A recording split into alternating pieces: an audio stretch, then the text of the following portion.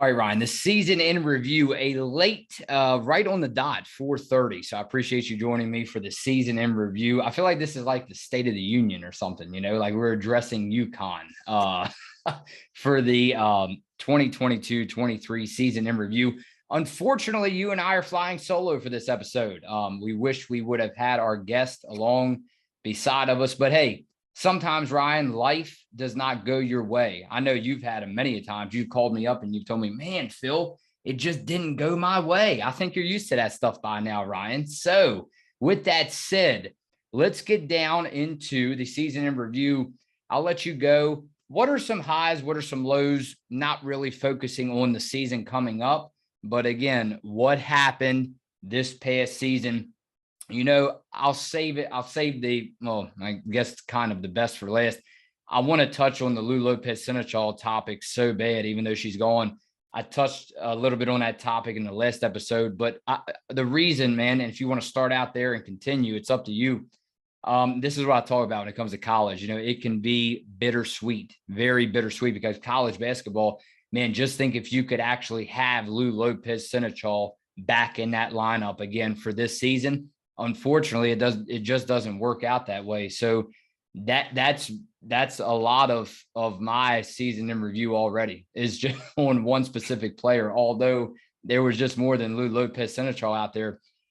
To me, she was the storyline of especially this episode, this topic today. Well, yeah, it was a lot of Lou. Lou was definitely a huge part of this season, but I definitely want to make sure to focus on the players and make sure I don't let out anybody by the end of this episode. But we've definitely had a lot of time now. It's hard to believe I guess it's been over a month since the season's already come to a close. And so try to recap this past season the best we can here today. Very eventful season, I'd say, for the UConn Huskies again. And it really all started, in my opinion, even before the first game tipped off, when we saw the news that Paige Bueckers would miss the entire season. And right away, there was a lot of doubt. There was a lot of noise surrounding this team about just in general, people downing them and didn't think they could get back to another Final Four, another championship.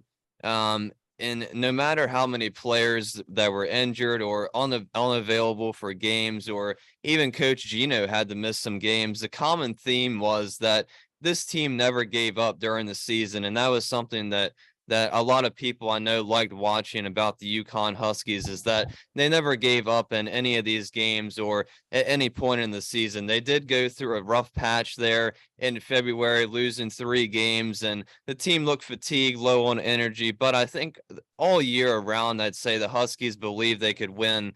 They could win the championship, but unfortunately their season did come up short, came to an end a little bit early, losing to Ohio State in the Sweet 16, but it definitely didn't take away anything from these players and the hard work that they put in over the whole entire course of the season, especially Aaliyah Edwards. And she's the first player I want to go over. Her improvement from her sophomore to junior year was really incredible to watch, and many games, in my opinion, carried UConn to victory. And the Big East tournament, March Madness, she was just dominant, had a very, very good March Madness for UConn. And in my opinion, was the MVP or the most valuable Husky, as we like to say. But like you mentioned, we also definitely cannot forget about Lou Lopez-Seneschal, who stepped in for the injured Paige Bueckers in the starting lineup, stepped up for when Azzi Fudd missed games. Lou was just a superstar the whole season, especially in offense, a true playmaker. She was just a joy to watch the whole entire season, and I can't wait to watch her in the WNBA. And the same goes for Dorka as well, to watch her in the W. And just watching Dorka play with Aaliyah down in the paint, it was, and then Dorka coming back from the wrist injury as well. And she didn't even have to come back really for her final season, her graduate season. But I know she really wanted to win a championship. But even though she didn't win one, it definitely doesn't take away from her college career, especially her 2 years with the Huskies. Now, there were many highs and lows as I looked through the season and the schedule, Ryan. And I think we started to see the fatigue set in. A lot of videos, a lot of episodes we went on together, they were speaking on behalf of the fatigue. Some people agreed, some people did not, because it was the same starting five, a very limited amount of accessing the depth to access depth on the bench. That was something that Gino we said it last year and we said it again this year. Hopefully moving forward, it's different. It was the same starting five, and most of the time you had to stay on the floor and contribute a lot of minutes. But I think the turning point, to be honest with you, even though they had a lot of solid games there on after, it was roughly about 2 months ago when the UConn Huskies was stunned by St. John's. I think that was a turning point.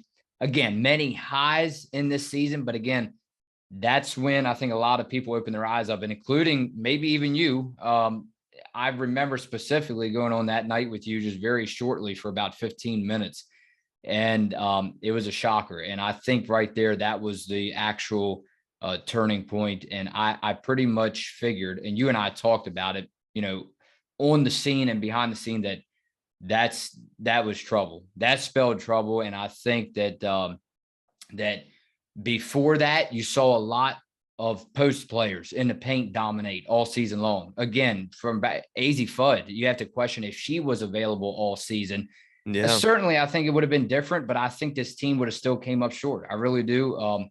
But again, Ryan, and I want to talk about the 2023 recruit class. I won't get into them names because we're talking about the season in review. But overall, I think that, to be honest with you, and again, here we go.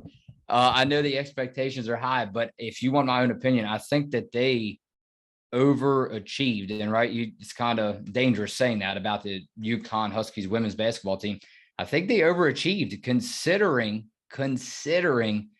no Paige Beckers. You take me all the way back when we were throwing the football in the field last summer, late in the summer.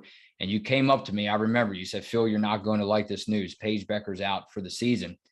But if you want my honest opinion, I think that they overachieved. And I'm glad of it, without Paige Beckers. Yeah, I mean, in my opinion, I was going through it and writing my notes, and I was just thinking, I think if they would have beaten Ohio State, I really think this team could have won the national championship just because of the upsets we saw. And UConn did beat Iowa earlier in the season. And obviously they did lose to South Carolina, but it was a close game. And I think, for a lot of people that watch the women's Final Four, and we all watched together, Iowa beat South Carolina.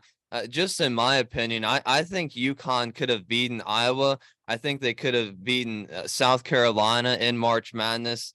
I think they definitely could have beaten the other teams that were left as well. And they already had beaten Villanova 3 times, of course.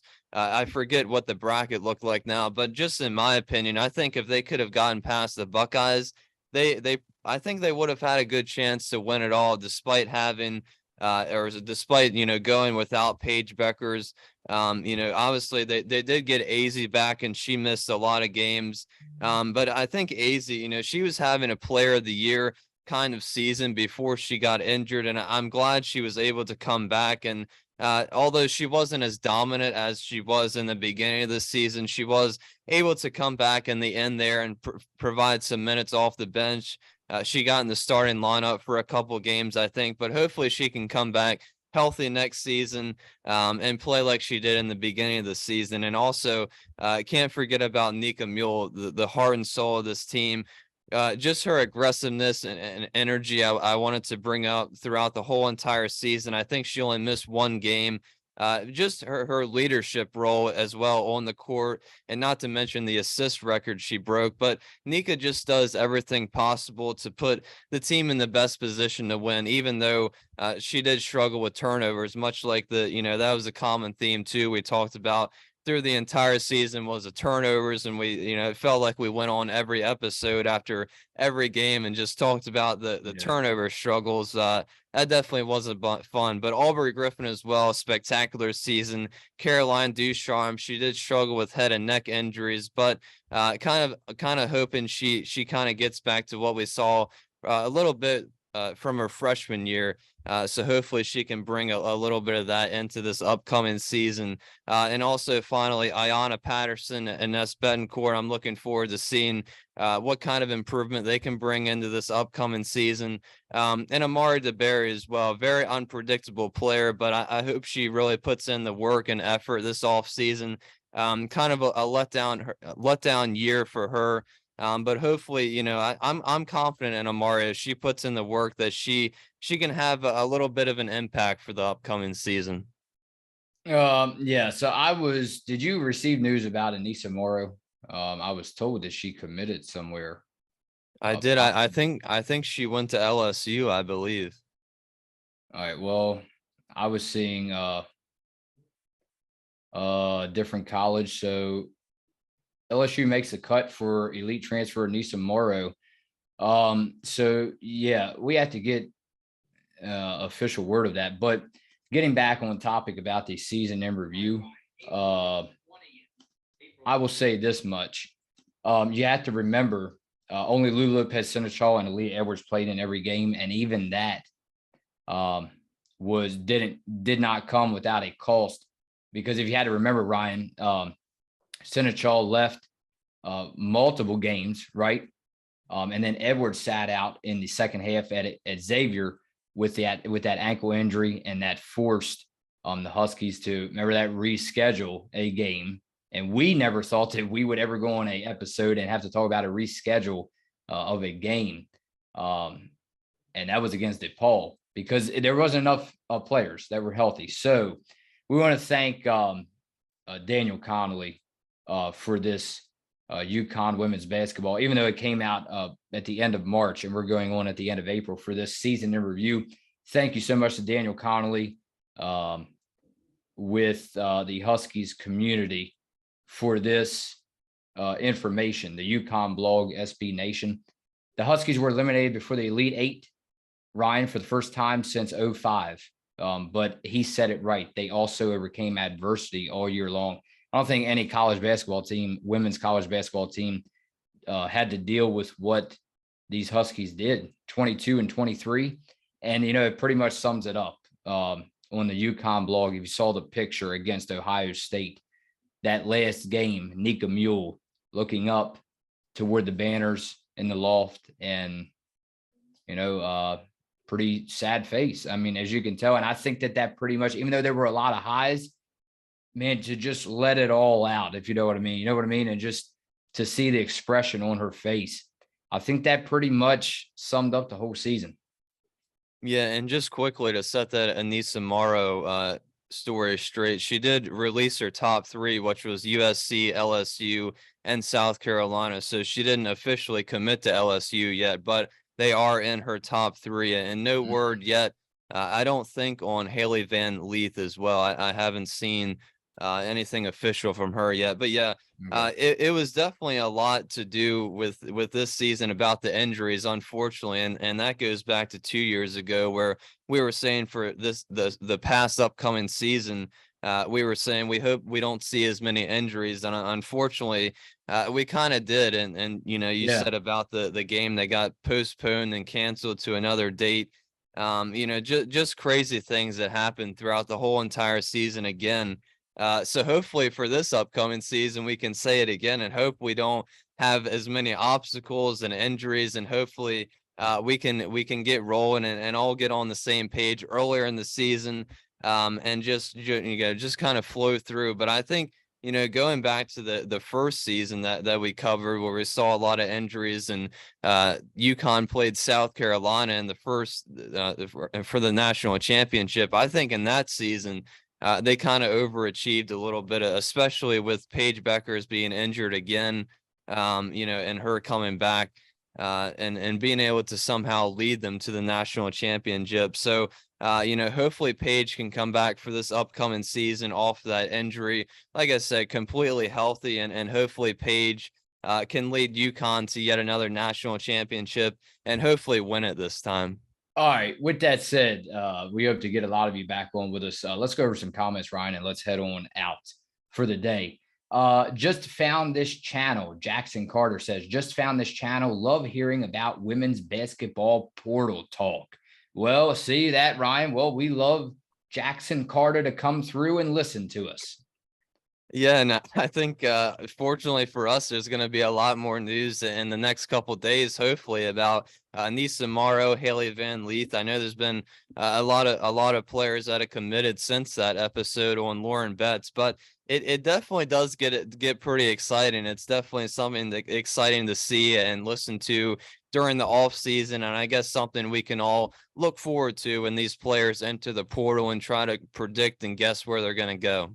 Yeah, sure thing. How about let's skip on down to Grobel. Haven't heard from him for a while, or haven't read his comments. So thank you, Grobel, for sticking with us. Ice has taken the majority of Dorca's minutes. She was expected to play a major role prior to her injury. Gino was impressed and planned to use her, and Mari is behind not only Ice, also Yana could pass on the depth chart, as Amari has showed Gino little to nothing in 2 years. Also, they are looking for an experienced senior grad transfer to have some experience at forward center. I kind of felt guilty on the last episode because not only, with Alston helping us out, titling the videos, UConn Huskies misses out on Lauren Betts. Well, Ryan, yeah, it's true. But in a way, man, you have so much talent on this UConn Huskies women's basketball roster that we haven't even seen the full potential. Why? Because of injuries.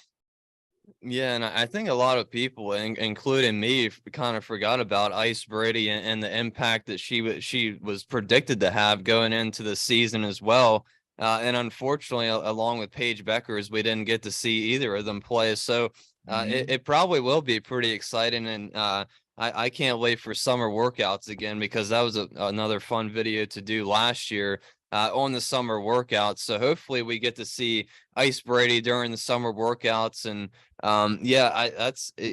she'll probably be a pretty interesting player to follow for the upcoming season. I think her and Ayanna definitely have a lot of potential. Obviously we got to see Ayanna play this past year, and she definitely looked pretty good. So if her and Ice Brady can kind of play together and, kind of learn together, I think they could be a pretty dynamic duo, whether they're coming off the bench or possibly even in the starting lineup for the Huskies. All right, let's go with Paul. Please clear up exactly how many years the current team makeup has eligibility-wise, other than this incoming class. I have seen posts where Paige has up to 2 years left after this upcoming season. I think, to be honest with you, Ryan, we're living in a day and age now, just my opinion again. We're living in a day and age now where specifically on the topic of sports, obviously, athletes, it used to be a time and day. I don't know how to really put this, where I guess maybe coaches, front office personnel had more say over where you go or how you handle your sports career. But now I just have a feeling where you're going to go where you want to, you're going to do what you want to. Yeah, it kind of seems like the common theme with a lot of these sports and a lot of players, not only with women's college basketball now and how much we focus on the transfer portal and all the NIL deals that comes with collegiate athletes now. But the picture that I'm going off here and have been referencing for all the scholarships that UConn has, it's from the UConn blog and Daniel V. Connolly. And it has Paige Beckers as a redshirt coming into this season. So she'll be a redshirt junior. And then the 2024-25 season, she'll be a redshirt senior. So I'm pretty sure Paige has 2 years left. Hopefully she stays for those 2 years, but there's nothing saying that she doesn't enter the draft after this season. Of course, we will have Aaliyah Edwards, Aubrey Griffin, and Nika Mule as seniors coming into this season. So we're already going to lose 3 hopefully Paige Becker stays so we don't lose 4 players. But definitely some exciting times, I think, to look forward to, even though this past season kind of ended a little early and we're all still kind of disappointed, but definitely some summer workouts to look forward to. And hopefully soon we get some news on UConn bringing in maybe a post player that can replace Dorka with some experience. All right. How about, again, let's save him for last. No offense, Jason D'Amico, but hey, I can't really figure out if it's better sometimes if people are not on your side or if they are due to the hot debates that we love, right? The sports debates. Jason D'Amico, a lot of people talking smack about Paige on Twitter. Bring the hate. It's all fear. I can smell it from here, I can smell it from here, from New Jersey. I really want her to come back 100%. I need her to bring the pain. Laugh out loud. And then he goes, everybody crawls back into his hole. Hey, and then he goes, peace, like always. Look, man, that comment really, obviously, you already know, it's no surprise to you, man. That made my eyes pop out, right? Because I think that's a major, major key to this 23 and 24 season. And I'm not giving any predictions out yet. It's too early for that, Ryan. We know there's a lot of videos left, but man, oh my goodness, I can already smell trouble if it's just I won't even mention her name anymore, but if it's a slow start, I don't even want to think about it. Well, I think Jason speaks for all of us when he said, he wants to see Paige come back 100% healthy and obviously prove all the doubters and haters wrong. But I mean, Paige was, the top player in the nation when she came out from high school, and she played her freshman year, and she had an incredible year, won player of the year. And then unfortunately, like I said, she got hurt, came back and led UConn somehow to the national championship game. And then unfortunately she gets injured for all this past season. But see, you said it. What did she do last year and what did they not do this year? It just, literally, you can say it again. What did they do last year with her on the floor? Even though she missed time, what did they fail to do this year? That was my point to you all along.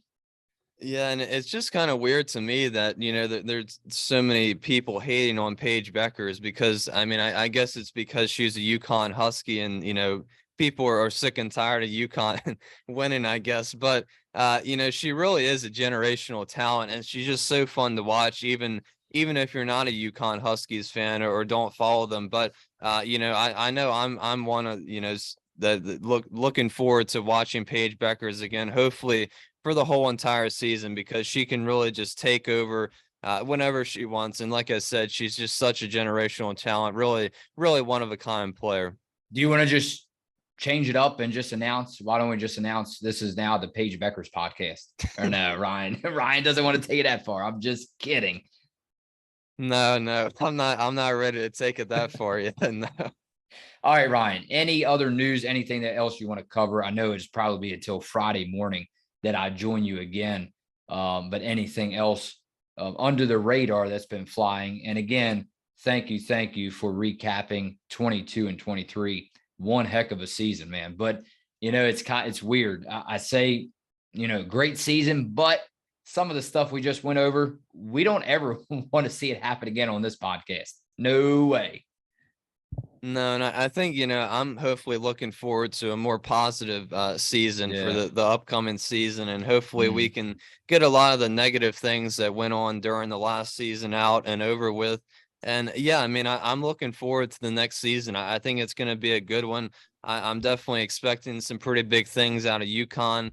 And yeah, I mean, I think that this past season came up a little bit short. Definitely have some more videos possibly on the transfer portal and on new transfers coming in before we start getting into some New York Liberty news, and of course recapping all of their games as well.